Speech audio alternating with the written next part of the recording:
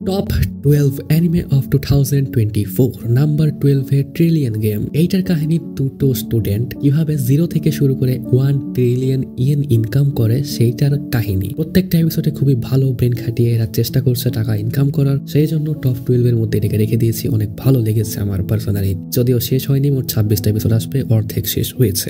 Number 11 let the grieving soul retire. এইটা আর কয়েকটা ইসেকাইয়ের মতন এই পৃথিবীতে মরে আরেক পৃথিবীতে পুনর্জন্ম পায় ওইরকম না, এটা একদমই অন্য একটা পৃথিবীর কাহিনী এবং সেই পৃথিবীতে একটা ছেলে আছে যাকে তার আশেপাশের সবাই সবচাইতে স্ট্রংগেস্ট মনে করে। ওই পৃথিবীর মধ্যে সবচাইতে স্ট্রংগেস্ট হচ্ছে সে, কিন্তু আসলে সে হচ্ছে তাদের সবার মধ্যে সবচাইতে উইকেস্ট। তার মতো দুর্বল আর কেউ নেই, কিন্তু সবাই মনে করে সে স্ট্রংগেস্ট। খুবই মজাদার একটা কাহিনী, এই জন্য এটাকে নাম্বার 11 রেখেছে। নাম্বার 10 সবার প্রিয়, সবার জানা শোনা একটা অ্যানিমে দান্দাদান। তো এখন দান্দাদানকে 10 নাম্বারে কেন রাখলাম এত পরে, এই প্রশ্ন সবার মনে জাগতে পারে। এর কারণ এটা আমার পার্সোনাল লিস্ট এবং পার্সোনালি আমার যেটা বেশি ভালো লেগেছে আমি সেটাকে বেশি উপরে রেখেছি।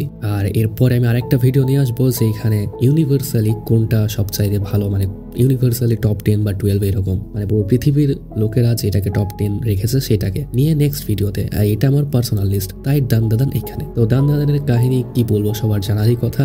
এলিয়েন এবং ভূতকে নিয়ে কাহিনী। ছেলে হচ্ছে এলিয়েনে বিশ্বাস করে কিন্তু ভূতে বিশ্বাস করে না, আর মেয়ে ভূতে বিশ্বাস করে এলিয়েনে বিশ্বাস করে না। তো দুইজন একে অপরকে বিশ্বাস দেওয়াতে গিয়ে দেখা যায় যে দুইটাই এক্সিস্ট করে এবং খুবই মজাদার একটা কাহিনী দেখতে পারো। আর এই টপ 12 এর মধ্যে আছে মানে সবগুলোই ভালো। আর আমি এটা লিস্টিং করার সময় ভাবছিলাম কোনটাকে উপরে দেবো কোনটাকে নিচে দিব, মানে সবই ভালো। তো এটাকে নিয়ে বেশি ভেদাভেদ না করি। নাম্বার 9 এ ডিমন স্লেয়ার হাশিরা ট্রেনিং আর্ক। বাহ, কি বলবো ভাই, এত সুন্দর অ্যানিমেশন। কাহিনীটা একটু স্লো গেলেও অ্যানিমেশনটা ভালো ছিল, সব দিক দিয়ে ভালো ছিল। তবে এটাকে হয়তো বা দান্দাদানের পরে দিলেই ভালো হতো। দান্দাদানকে আমার এটা থেকে বেশি ভালো লেগেছিল মনে হয়, তবে এটা অনেক আগে দেখেছিলাম, তো মানে এই বছরের প্রথমের দিকে দেখেছিলাম আর কি।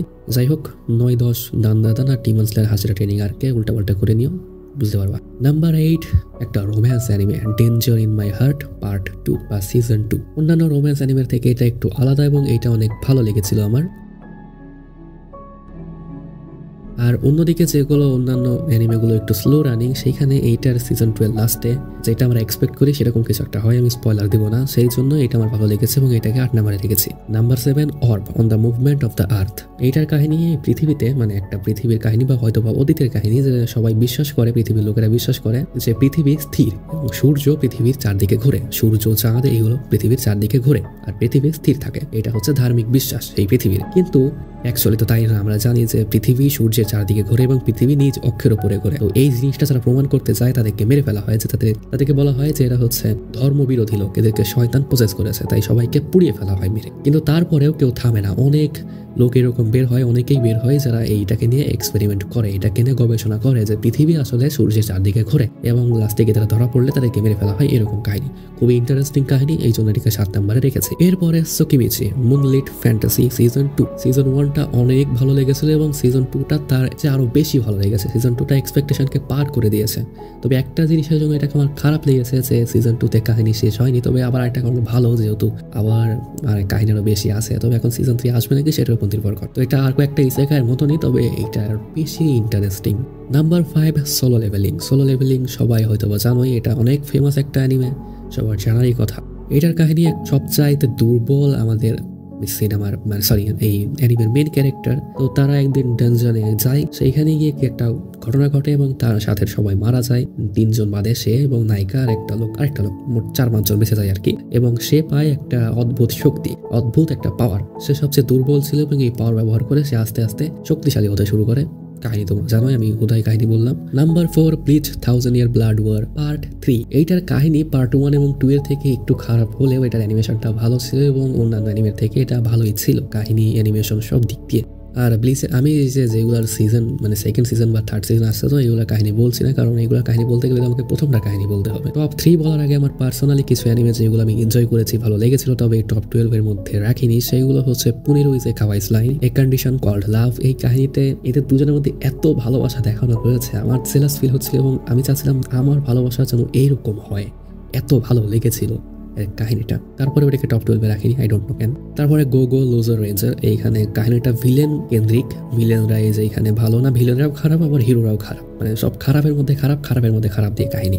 এটা হচ্ছে দ্য বয়েজ যে ওয়েব সিরিজ আছে ওইটার মতন একটু, যারা হিরো তারা হচ্ছে ভিলেন্সদেরকে ভয় দেখিয়ে মারামারি করে, ভিলেন্সকে মেরেও ফেলে না, মারামারি করে যাতে করে তারা হচ্ছে টাকা পয়সা পায় আর কি। তারপরে গিজি হ্যারাম, এটাও একটা ভালো অ্যানিমে। এবং আত্রি এটা ভালো লেগেছিল এটা এন্ডিং এর কারণে, যেটা এন্ডিং একটা সুন্দর ভালো এন্ডিং দিয়েছিল এই জন্য, এবং মোটামুটি ভেতরেও সবকিছু ভালো লেগেছিল। তো তারপর ফাইনালি টপ 3 নাম্বার 3 কোনোসুবা আমার একদম ফেভারিট একটা anime, one of my favourite. Season 1 এবং 2 আমার ফেভারিট ছিল এবং সিজন 3টাও সেই রকমই এক্সপেকটেশন রেখেছে। কোনো দিক দিয়ে আমাকে হাসাতে কমতি রাখেনি, একদম হাসিয়ে শেষ করে দিয়েছে। এত ভালো এত মজাদার একটা অ্যানিমে। এইটার কাহিনী একটু বলি সিজন 3 হলেও, যে একটা ছেলে ট্রাক্টরের সামনে দিয়ে মারা যায়, ধাক্কাও লাগে না ট্রাক্টরের মানে সে দেখে যে সামনেতে ট্রাক্টর আছে এবং সে সেখানে ভয়েই মারা যায় হার্ট অ্যাটাক করে, এবং সে পেশাব করে দেয়। মানে একদম হিলারিয়াস ভাবে, মানে হাস্যকর ভাবে সে মারা যায় এবং মৃত্যুর পরে তাকে পুনর্জন্ম দেওয়া হয় অন্য একটা পৃথিবীতে। সেইখানেও সে হাস্যকর ভাবে তার জীবনযাপন করে।